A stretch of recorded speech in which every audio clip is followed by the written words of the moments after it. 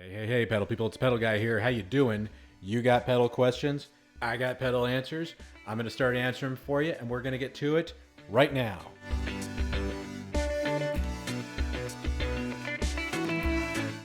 Well, hey, it's Scott at the Pedal Guy here. How you doing? Where we're all about pedal demos, pedal knowledge, and pedal sales.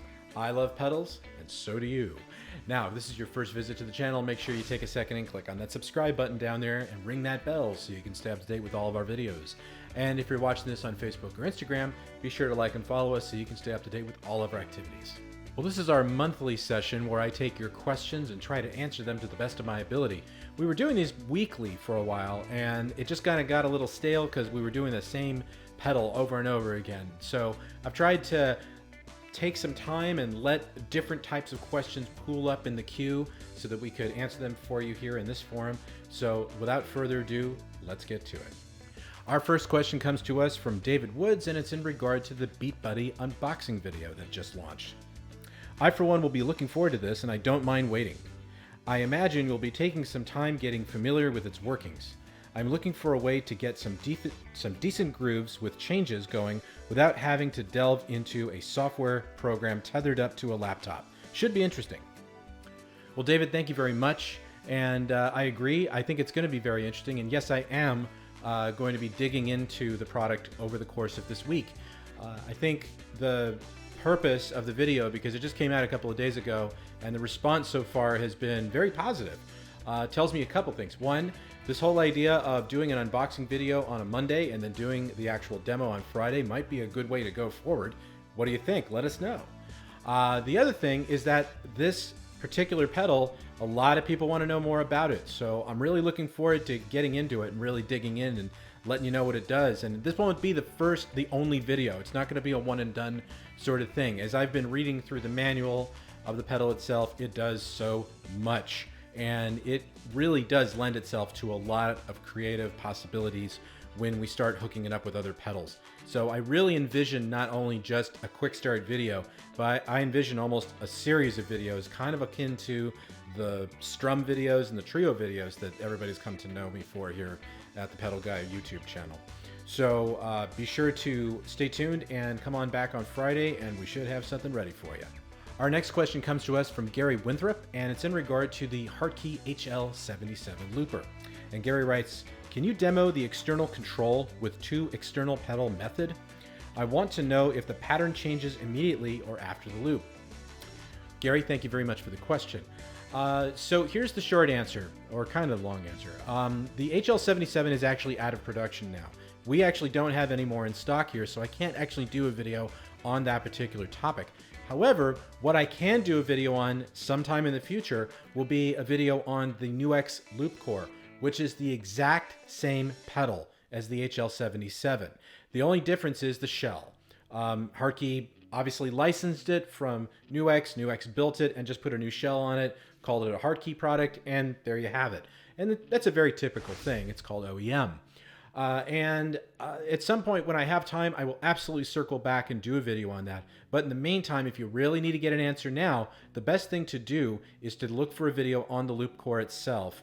And once you find it, that should probably answer the questions that you have about it. But I hope that helps. Our next question comes from Luca, and it's in regard to the vocal harmonizer found inside the HeadRush Looperboard. Luca writes, I noticed some issues in the harmonizer when you use the guitar or when you rised up your singing gradually. Is it my impression? Well, Luca, as I said in the video, and thank you very much for the question, by the way, as I said in the video, you really have to hit those notes hard and be very sure of the notes you're trying to hit. And in that case, yes, you're absolutely right. There were some artifacts because my voice was raising a little bit. And when it did that, the harmonizer was simply responding to that. So what I recommend doing to get around the problem is to make sure that you set the key and the scale before you start harmonizing with it, because that's just going to make your life a whole lot easier. If you ask it to follow what you're singing, it's going to be a total cowboy show, and it's just going to go all over the place. Now, another thing you can do, and this is something that I was alluding to in that video in particular, is you can actually use the guitar to actually dictate the chords and the keys. So that's something I'm going to explore in a future video. but it is a very cool thing because you could be playing a chord and then you could bend a note and the harmonizer will actually follow that. And it's slight, it's very, very slight, but it really does make something beautiful sounding when you get it right. So I'm going to absolutely circle back to that feature and dig into it. But thank you very much for the question. Our next question comes to us from Quick Fingers, and it's in regard to the Trio Plus. And Quick Fingers writes, could anyone please tell me if I can use my Trio Plus with the 4-cable method, using a Boss multi-effects pedal to a Marshall and mixer? Thanks in advance. Well, thank you very much for the question, and the simple answer is yes.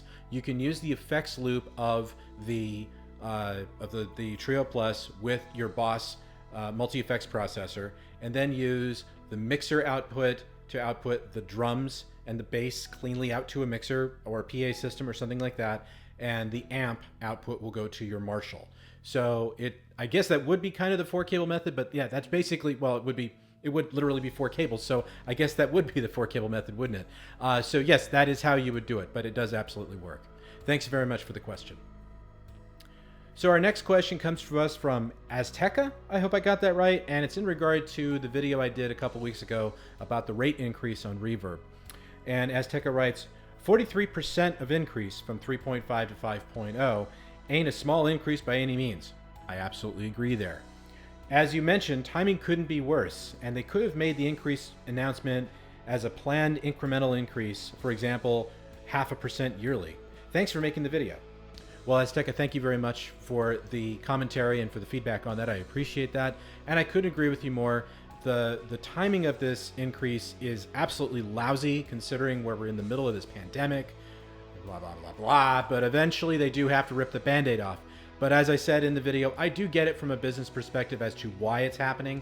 I'm not saying that I agree with it or disagree with it. I agree that these kind of increments have to happen. But I do think that the timing was pretty bad, and Reverb probably should have thought about that a little bit. However, it's not going to stop me from selling on Reverb. I'm still going to sell there, and I actually did the math. It's not that bad on the smaller products like pedals and all that.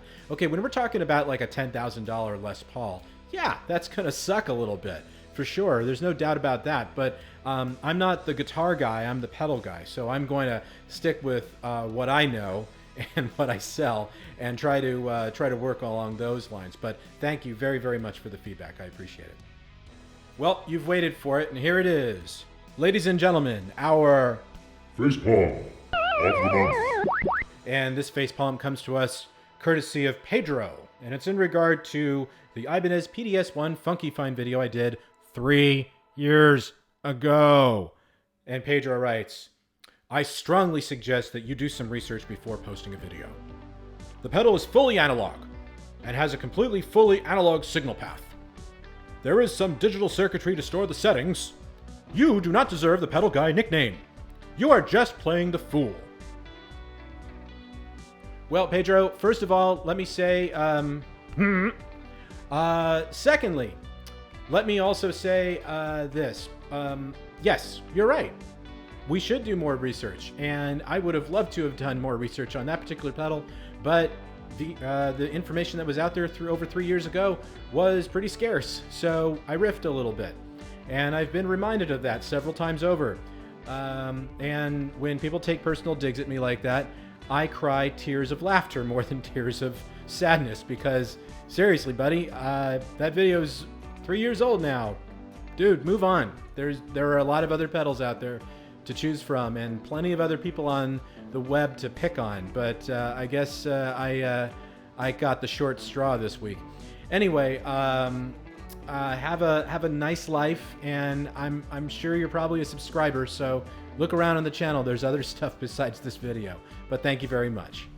All right, well, that wraps it up for this edition of Questions and Answers here at the Pedal Guy. I hope you found some good information here. We'll see you soon. Well, thanks for stopping by. I hope you enjoyed this video. If you have any further questions, be sure to visit us at thepedalguy.com. But in the meantime, follow us on Facebook, follow us on Instagram, and also be sure to subscribe to our YouTube channel for weekly videos and tutorials. Thanks for stopping by here at thepedalguy.com, where I love pedals and so do you.